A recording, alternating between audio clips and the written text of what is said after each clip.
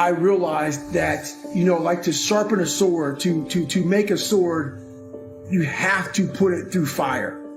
And you have to beat the fucking shit out of it. Repeatedly, you have to beat the living shit out of it.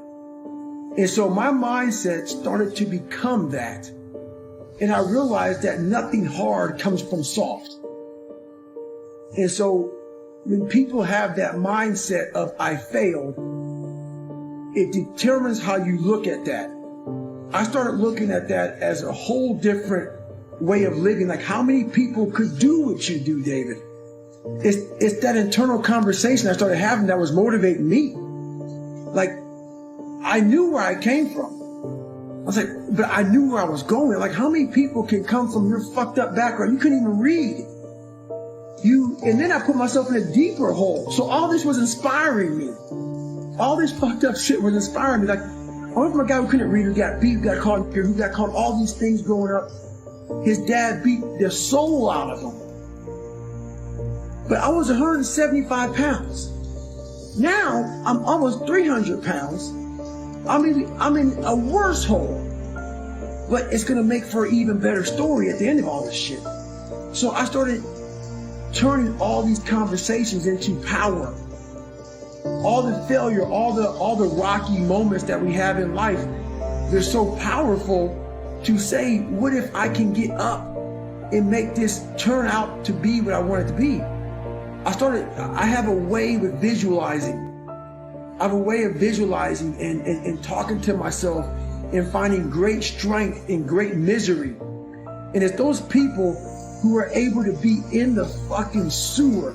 It's very easy to be motivated on those good days of life. It's that cat who can be at the bottom of at the bottom of the sewer, who can find great motivation alone. There's no coach, there's no trainer, there's no nothing. There's no mom, dad, sister, cousin, brother, wife, husband. It's you and you alone in the worst possible spot of your life. If you can find drive, determination, motivation in those times alone, you figured it out. And we have it all in our minds. It's how you talk to yourself and how you visualize coming out of it. It's how you see yourself in the dungeon of life.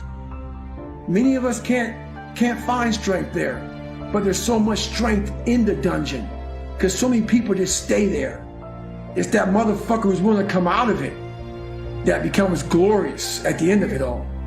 The power and the magic's up here. Now, every day I wake up thinking, God, I'm a piece of shit. I'm a piece of shit. But I don't have the courage and the strength and the self-discipline to do what he did. So it's a constant reminder, I don't have the courage, but you do. You do have the courage. You just gotta find it. That's the hard part. I was able to find so much strength in negativity. I was able to flip it upside down versus me thinking, woe is me, my life sucks. I was able to say, my God put me in the perfect training ground to study myself, to become a straight up, scientist in my mind. Everything I talk about, I was afraid to jump on airplanes, afraid of cold water, afraid of myself.